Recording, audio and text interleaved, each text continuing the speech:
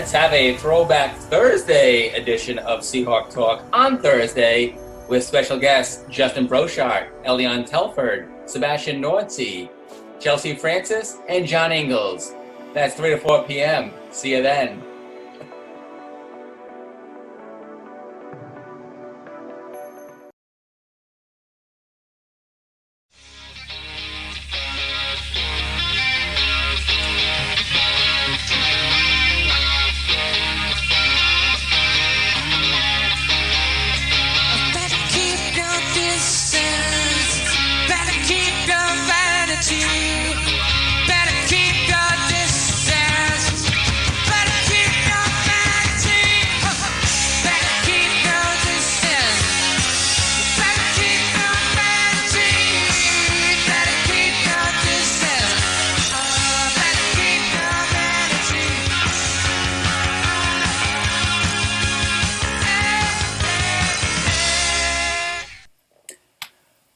Well, if we could have a record for the most unprepared the host has been all season long during our first season of Seahawk Talk, today is the day. I think my guest just joined me in a Zoom chat room seconds ago. They're muted right now. Our first guest, we have football, volleyball, and equestrian and sailing today. By the way, I'm Ed Habashaw. Good to see everybody out there. And let me clear this. Let me get some other graphics up on the screen while we're talking. Here is our guest list. Justin Brochart, who recently graduated, class of 2020. He'll be joined in the same Zoom window with Elion Telford, class of 2022, both from football. Sebastian Nordsey from women's volleyball, Chelsea Francis from equestrian, and John Ingalls from sailing. Today is Thursday, May 28th. What a great day. How's the weather out there? It's not bad. I can check it on here. Let me see. The weather app for Newport, pretty good.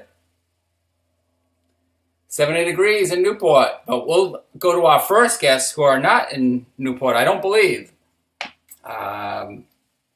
We go to East Meadow, New York, I believe, for Justin Brochart, and Phillipsburg, New Jersey for Elion Telford.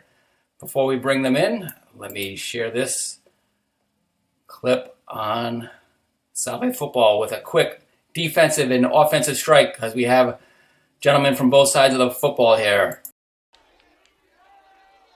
Blitz. They got him. And they got him. Ball comes loose. It's downfield. It's up for grabs. Picking it up and rolling down and inside the 15-yard line. On the far side hash mark, they go right to left to the Seahawks. McGovern with the snap. Moriello looking for a hole, finds one, and hits into the end zone. There you have it. And now here we go to those respective hometowns of East Meadow, New York, and to Phillipsburg, New Jersey. And we say hello to Justin and Elion. Gentlemen, hello. How you doing? How you doing, Ed? Very good. Thanks for joining us today on Seahawk Talk. I have no idea what we're going to talk about, because when I read your reply to our Instagram posting, Justin, you said they don't know what we're bringing to the table. So what are you bringing to the table today? Same thing we bring every weekend. Just a lot of juice, a lot of energy. Energy everywhere. All right, let's have it. Bring me some of that juice. I really enjoyed reading your bio on Instagram, Justin, with 1 Corinthians 16:13, and quote that for me. So I actually have that tattooed on my arm. That was the first one I got, and it says, "Be on your guard, stand firm in the faith, be courageous, be strong." And it was just one of my favorites of all time. And when I first turned 18, I knew I wanted to get something, and I figured what else better to do than put that on me. You had to wait till 18? Yeah. And what does that mean to you both from a spiritual standpoint and also on the football field? To me, honestly, it just means just right there in the words: be courageous, be strong, stand firm in the faith. I went to Catholic school my entire life, so stuff like that was kind of just drilled into me from the beginning. So I carry it over day in, day out, every time on the field. Be strong. Just like I said, we bring the juice, we bring the energy. Got to be strong, bring it right to them. You perform most of your duties on the special teams, Justin. Talk about your competition for playing time there within the practice week, and then also what it takes to get into the lineup when special teams are called on. Yeah, so special teams is a third of the game, and I take that part very seriously because offense, defense, special teams, every play means something. And you got to start somewhere. Special teams, I love it because you don't just play offense. You don't just play defense. You get a chance to run down the field, hit somebody, make a play on tackling somebody, make a play, scoop and score, stuff like that. And when it comes to just breaking the lineup, that's where coaches look. If you're not in it originally, then they're looking at special teams, who's working their tail off, who's doing what.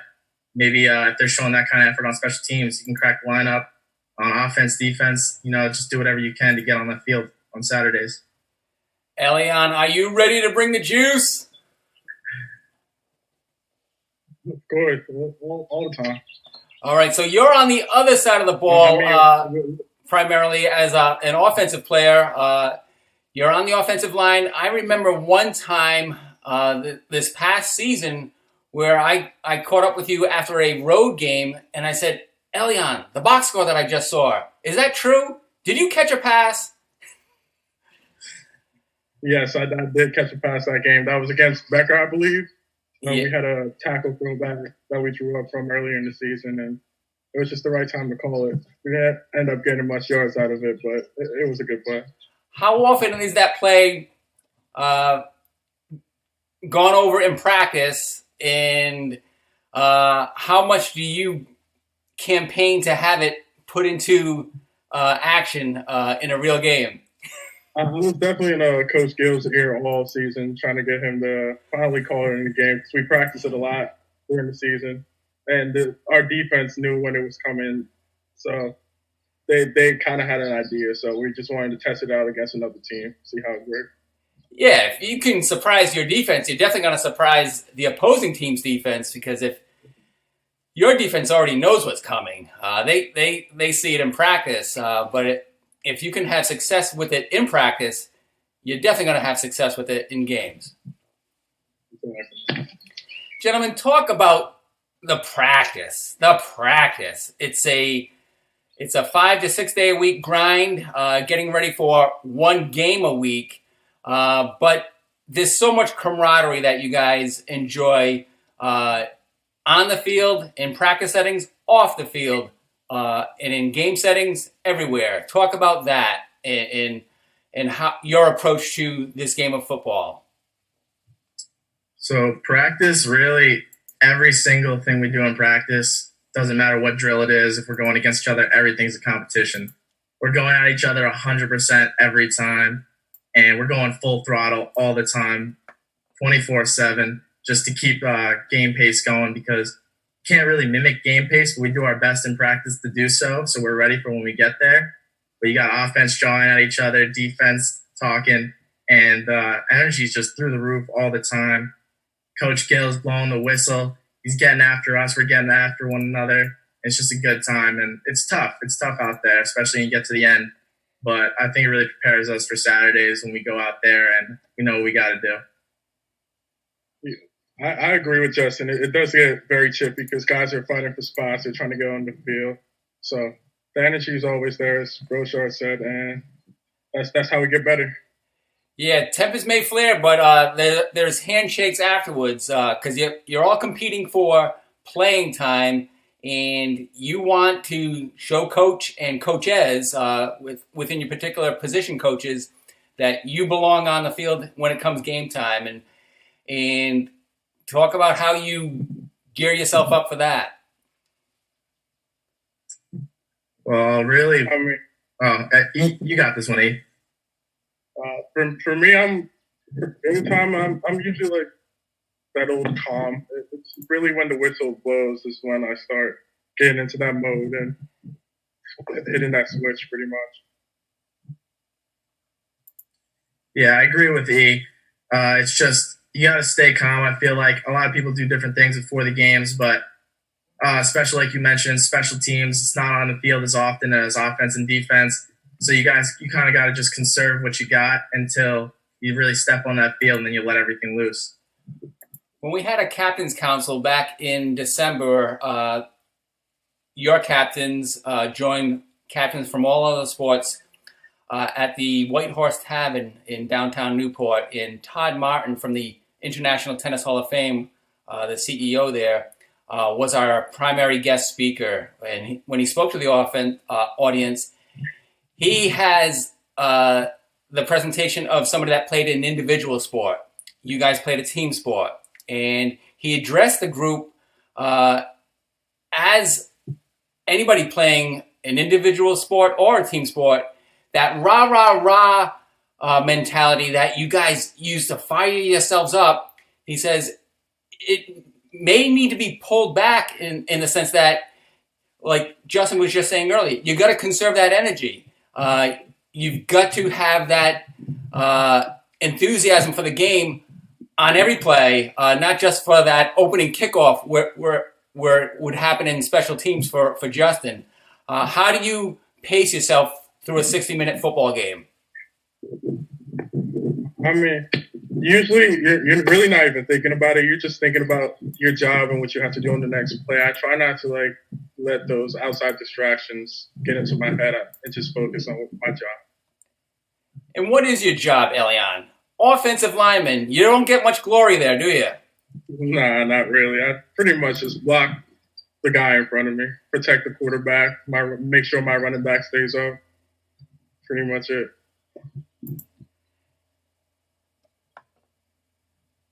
And Justin, you were a transfer from New Haven.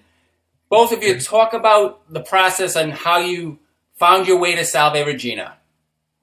I started the first semester, one season at University of New Haven in Connecticut. And midway through the season, I just knew this wasn't it. This wasn't the place I wanted to spend the next 3 years. And I had to get out of there. So I started looking, and I was emailing coaches. And the first one that responded was Salve. And he's no longer at Salve, but Coach White was the first one. He called me back immediately, started talking to me. And I remember it was about 2 days before I had to make a decision. And Coach White called me again, and I was just standing there, and he was just like, yeah, I wanted to let you know before admissions did that you've been accepted, and we want you here if you want to come here. And that really hit home for me. Like, these coaches care about me. He let me know before admissions even got to me that I could go to that school, and that's what really got to me. These coaches care about you, and they want you, and just the same thing. They bring juice too, enthusiasm, and I could hear it in his voice, and that's why I knew that that's where I wanted to go for the next 3 years. For me, it was our old defensive coordinator, Coach Moreau, that recruited me out of high school. I came up for a visit shortly after, and I pretty much fell in love with the campus. It was beautiful. Everyone was nice. After coming up for camp, I met my teammates, gelled well with everyone. It's a real brotherhood on the team, so I fit in real good, and it all went from there. Elian, were you targeted as a defensive player since Coach Rosinski was going after you? Not really. I think he just had New Jersey as recruiting. Yeah. But I came in as a tackle. All right. Well, gentlemen, you have brought the juice. And like you said, I know we're in a pandemic right now, and it can be contagious, this juice. So keep it going with that good juice. And then, Justin, I want to congratulate you on graduating recently. Thank you. That's outstanding. What are your plans for your immediate future, job prospect-wise, and what advice can you offer for folks like Elian who are still climbing towards that goal? So I'm I'm in the middle of looking for an internship right now. It's tough out here, especially being from New York, but I'm actually part of Salve's 5-year program. So I'll be returning in the fall. And hopefully I do, since I was registered in New Haven, I do have one more season. So get one more with Elion. Yeah, and then, after that, it's just kind of prospecting, looking for jobs, applying everywhere, and just really casting that wide, see what options you get, see what comes back to you. And that's really the best advice I can give. Well, you're both business administration majors. Elian, what thoughts do you have on beyond graduation once it arrives in 2022? I'm leaning more towards marketing, so hopefully I can get into a company's marketing department and do something there. That's the goal. Well, if either of you guys are ever interested in hosting, I say hosting Seahawk Talk, let me or Andrew Pizzelli know, because if you guys can bring the juice like you did just now, we'll have you hosting it, never mind just being guests. And then you can bring on fellow Seahawks and have good conversation as well. Sounds like a plan. Love it. All right. Thanks, Justin. Thanks, Elian. Good talking with you. Good talking with you, Ed. That's Justin Brochard and Elian Telford from Salve, Virginia football. Both are coming back for next year, where the Seahawks will be playing in 2020 at Topper Field. Stay with us as we come back after a short break with our women's volleyball head coach, Sebastian Nordsee.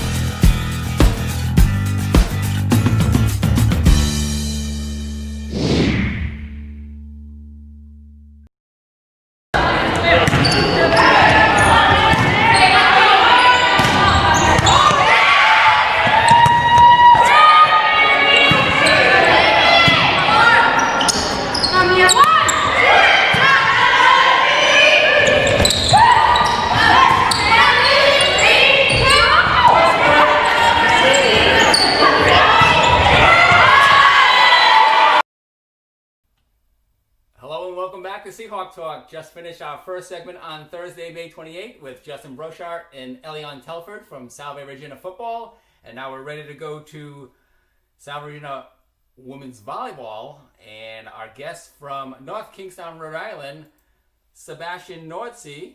Hello, Coach. How are you? Hey, Ed. How's it going? Very good. Talking in queue, trying to get your thoughts on perhaps playing song quiz. We won't trigger our Amazon voice assistant just yet, but how's everything going since last week? I know we talked about, did we talk about your captains and each one as an individual? So we didn't talk about them as an individual. We just kind of touched upon how they were as like a group. Yeah. But we can absolutely do that if you want to. Yeah, give me your thoughts on each. I know you named, let's see, a senior, two seniors and a junior, Andy Bender, Liv Noonan, and Madison Lee. So whatever order you want to go in, we can hear about them. We'll start from the youngest to the oldest. The three captains, Madison, Liv, and Andy, we did an interview process, and they all absolutely just killed the interview. They took the opportunity and ran with it and did an awesome job. Madison was someone that we kind of identified as someone that everyone respected. Right from the get-go in the individual meetings we had when I started introducing myself to the team, I was like, hey, who's someone who's like leads by example, who's someone you respect, who's someone that you would want to lead the team? Not deciding captains at that point, but instantly all of them were like, Madison Lee. She's our best lifter in the weight room. She's really someone who will get them working hard. And just like a great role model, even though she is a little bit younger than the other two captains. From there, we have Liv Noonan. Liv, as a setter, she's in that spot where she's touching every single ball. She's really trying to clean up some passes that may not be as great, and she's really trying to put herself in the best opportunity to make the best happen for her teammates as in the setter position. So with that position, it's kind of a service position already. So she's someone who gets that you need to, serve in order to lead. And she's also someone who, really is competitive in the gym, but isn't someone who's going to be cutthroat. And that was identified from talking to other people and as well as talking to her during the meetings. Then we have Andy Bender, and Andy is someone who I actually haven't seen in person ever. She was in Greece when I started coming in, then she had to come home because of the pandemic, and I haven't seen anyone since from the team. But we had a phone call, great conversations, and we've had Zoom calls throughout the whole entire time. So I'm excited for her to return as a captain because she does bring that experience from last year. And she is someone who learns from past experiences. She has all of this experience under her belt now, and she's looking to build upon it. And her track record proves it. Her being a starter for all these years and her having, I think, the highest GPA that I've ever seen in a 3.98. 0.02 away from a 4.0, but we round up here. I know Madison Lee, her first full year, she was at a 4.0 as well. I don't know what happened last year, but your team has great news on that front in the academic setting, as Craig O'Rourke was able to share the individual and team GPAs with each head coach within the last week. Yeah, so for the spring semester, we were at, I think the number is a 3.64, which is awesome. And that's something we actually talked about in our Zoom meetings, how this semester, they're never going to have that same opportunity to focus on academics.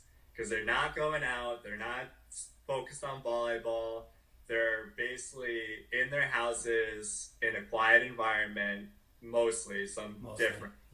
But they have the great opportunity to really focus on their academics and set themselves on a good track for the future. So I'm stoked that they all took advantage of that.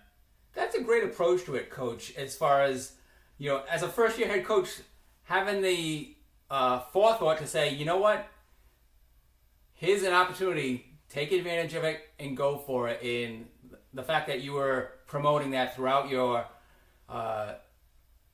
early part of the Zoom meetings was tremendous. Yeah, and it's awesome that it paid off. Now, they can still go up. They can still raise that GPA from a 3.64 to higher. So I know you'll ask them to keep setting that bar higher and get it above the height of the net. Yeah, that's for sure. We always want to strive for better, whether it's on the court or in the classroom. So what do you see on the horizon for your sport? I know Jody Meridian, our Director of Athletics, has conference meetings next Tuesday and Wednesday, and some of the discussions that we're hearing already are that conference schedules, our sports schedules will be perhaps ideally limited to conference only. Are you guys preparing for that, and how do you see your season shaping up? Yeah, so in terms of the sport as a whole, I think we're going to be just fine. as a sport. You know, we still have the outdoor aspect, and people are already outside playing. Beach volleyball, grass volleyball, people are just itching to play volleyball. And when the season rolls around, no matter what it's going to look like, I like the odds we have. Whether it's just a conference schedule or a full schedule or, you know, even just Rhode Island schedule. Whatever schedule we have, we're just going to take it day by day and get in the gym and work to improve. And I think if we do that, you know, it's going to be a rewarding season regardless. It may not be exactly what we wanted it to look like, but we just want to improve every day. And when we do that, we're going to end up being happy. Nice. I know you know me, I like my puns, and are we ready to dig in? Because if you pick the correct decade, I can almost guarantee one of your first clues is going to be the song by Lenny Kravitz, Dig In. Once you dig in, and it'll just be appropriate for volleyball. So, Alexa, play song quiz. Welcome back to Song Quiz. You have an existing game with 2 players. To resume this game, say continue. Otherwise, say start a new game. Start a new game. How many people want to play Song Quiz? 2. By the way, we've just released premium rock, rap, and country playlists. Do you want to try them with a 7-day free trial? What do you think? Okay. Sure. Choose a pop music decade. Okay, Sebastian, you choose. We'll go a little bit by age. Sorry, I didn't catch that. Choose a pop music decade. You can say 60s, 70s, 80s, 90s, 2000s, 2010s, stay-at-home party, or 2019 hits. 2000s. Starting your 2000s game. Player 1. You're number Question 1 for 10 points. Name the song title and artist. Here.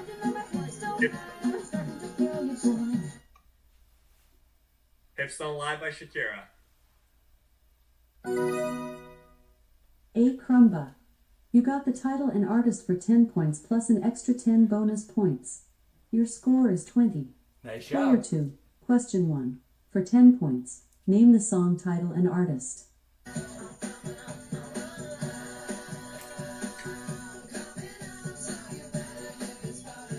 Get the party started, Pink. Sweet. You got the title and artist for 10 Wow, points. that might plus be an the only one I extra know 10 from bonus this points. decade. Your score is 20. Player 1. Question 2 for 10 points. Name the song title and artist.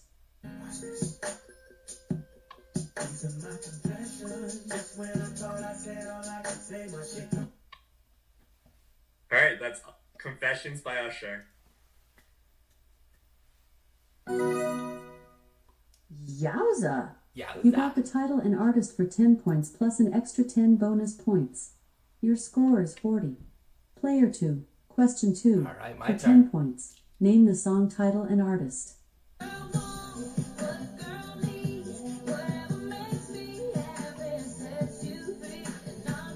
What a Girl Wants, Christina Aguilera. Ballin'.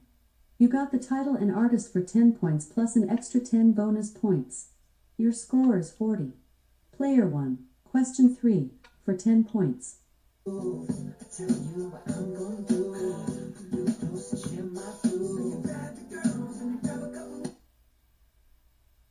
I know it's Justin Timberlake. I can't think of the song title.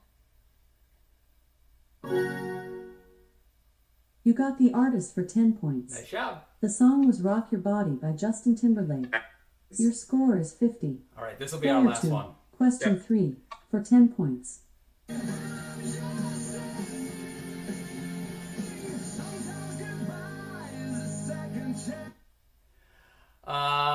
Repeat. I don't know it. I don't know. The The song was Second Chance by Shine Down. Your score is 40. Play All your right. round. Question 4. Well, that was fun. Thank you for bringing me into the 2000s. It's nice to catch up to almost current music. That's throwback music now. I know. It's already 20 years old if it came out in 2000. Well, thank you for all your time on Seahawk Talk, both yourself and your athletes that appeared in our episodes. Great having you, and I wish you the best success as you continue to recruit over the summer and prepare for your 2020 season. Awesome. Thanks, Ed. Hey, this has been awesome, and I'm so excited to continue to work at Salve Regina. Yeah, and we'll I'm mentioning it to folks on our outros that, hey, you know what? My vision for Seahawk Talk is to turn this over to our coaches, where you become the host with your own athletes on these segments, or the athletes become the hosts with their fellow teammates on these segments, and they just have a lot of fun with it. It may be once a week, or maybe similar to what we're doing now, 5 days a week, and each team comes in with their own times. I'll have to listen to more music and try to figure that out. There you go. All right, thank you, Sebastian. Take care. All right, thank you, Ed. That's Sebastian Nordsey, Salve Regina University women's volleyball head coach. We'll be back with Chelsea Francis after this short break. Stay with us.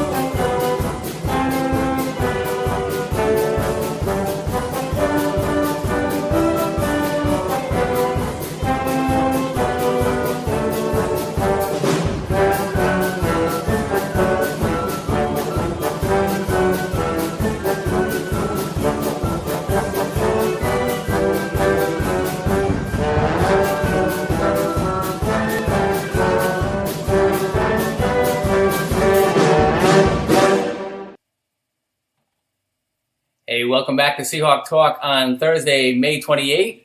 We started out with Justin Brochard and Elion Telford from Salve Regina Football. We're in fall sports. Sebastian Nortsey with women's volleyball. Our next two sports are equestrian and sailing. They're both fall and spring seasons, not just the fall, so they kind of combine both seasons for us. And I did just connect with Chelsea Francis, our head equestrian coach, first year, and she's at Sandy Point Stables. She's dealing with a sick horse, asked me to call her back in about 5 minutes, so at 3:40, we'll try to reconnect and get a quick segment on with her before joining John Ingles, our sailing head coach. So stay with us.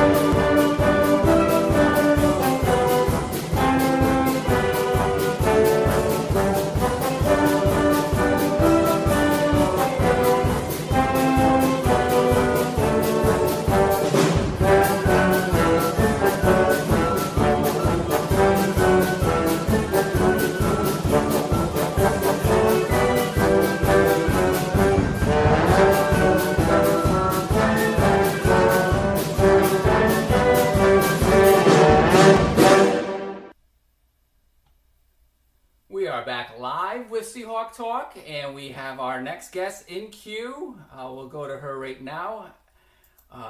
She's always involved with animals, whether it be equines or canines, and let's see what she's got going on right now. It's a canine! Hello, Coach Francis. How are you? Good. How are you? Very good. Thanks for joining us on Seahawk Talk. I know you're very busy, especially when the weather's nice, and it looks like it's nice out right now. Yep, it is. It's beautiful after this morning. So you just had to deal with a sick pony? Yeah, so because the weather went from kind of being cooler to warmer, we had one that had a mild colic episode, but it's not really a big deal if you catch it early. So I had to give him some medicine, and he should be okay in probably 30 minutes to an hour. Oh, good. And you were able to hand that horse off to somebody else in the barn as well? Yes, yep. So somebody is currently hand walking him until the medicine sets in. It should go pretty quickly because I can do an IV shot, which not a lot of people can, aside from the vets. So he should be good in 20 minutes or so. So, not being a vet, how do you discover any illness going on? Because unless they're Mr. Ed, they're not talking to you and telling you that they're sick. They give you a lot of warning signs. Usually they'll be pawing the ground and trying to roll. And they'll do this thing, it's called Fleming, where they take their top lip and they stick it up and they kind of make a face with their top lip and show their teeth. So our horse was doing that, and he kept laying down and rolling over, which is the worst thing that you can let him do. So that you have to get them up as soon as possible and give them some Banamine, which is like a pain relieving sedative. So, how painful is it when they are sick? They're a little bit dramatic. Usually it's just like it's called the gas colic. So they have some buildup gas in their belly that maybe they need to pass manure or something. Yeah. Or even just like you might have an upset stomach and take a Tums, but you can burp. So horses can't regurgitate or burp. So that causes them a lot of pain sometimes when they can't release that gas in that way. Causes me a lot of pain sometimes too, Coach. Yeah. So sometimes you can solve the problem just by administering some Pepto-Bismol, and other times you need to go to Banamine. So in our case, he was hot, so we cold hosed him, and then we gave him some Pepto, and he was still showing signs, so we then got Banamine instead. And you figure about 30 minutes, he'll be back in tip-top shape. Yeah, you do have to be careful. Like now we can't feed him dinner. In a couple of hours, if he's still not showing any signs, we can give him hay. We'll usually soak the hay so that you're hydrating them, which will help pass any manure along if it's like a buildup or a blockage. Yeah. But again, you have to monitor. So he'll be checked on throughout the night to make sure that he's okay and it's not getting any worse. And the same doesn't apply to your athletes, right?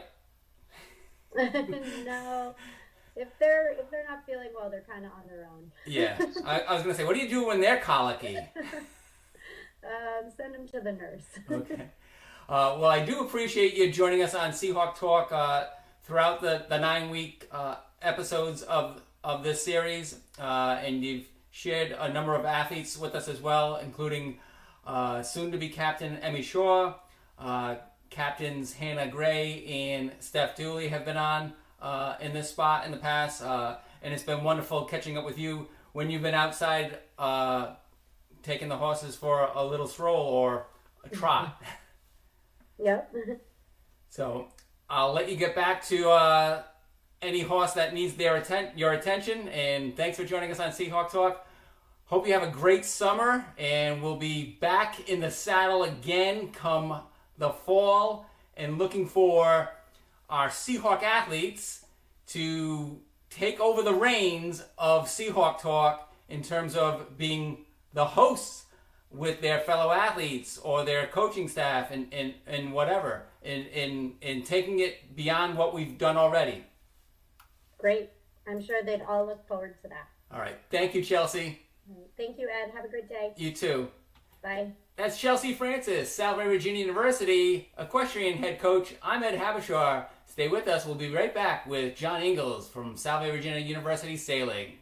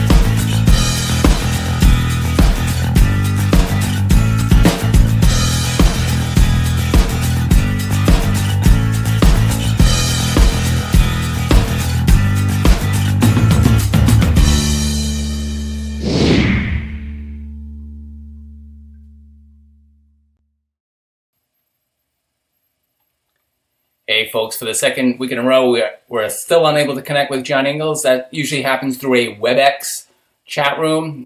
We've got Zoom on these Seahawk Talk connections. We've got FaceTime. Sometimes Google Duo has worked and WebEx. But right now, we're still trying to track down John Ingles. So stick with us, and we'll hope to find him. Thanks.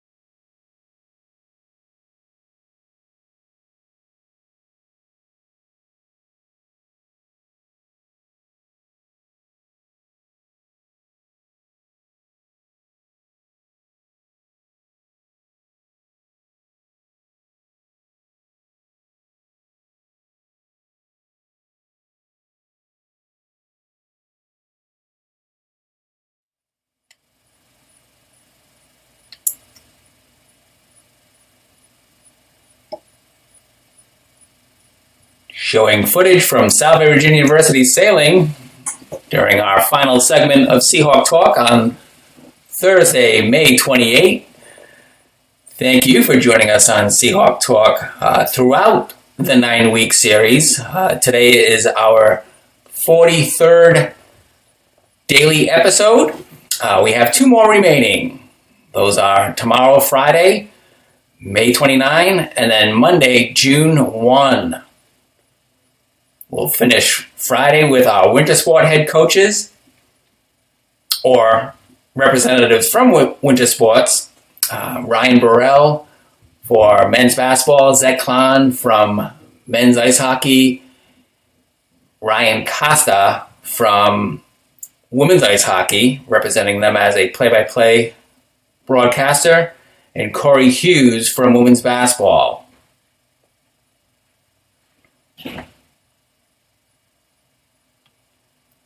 I'm Ed Habishaw. I've enjoyed bringing you the Seahawk Talk segments throughout the 9 weeks.